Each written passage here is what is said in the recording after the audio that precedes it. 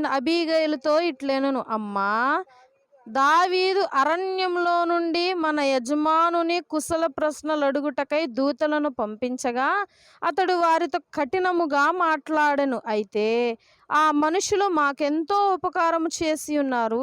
మేము పొలములో వారి మధ్యను సంచరించుచున్నంత కాలము సేపు అపాయము గాని నష్టము గాని మాకు సంభవింపనే లేదు.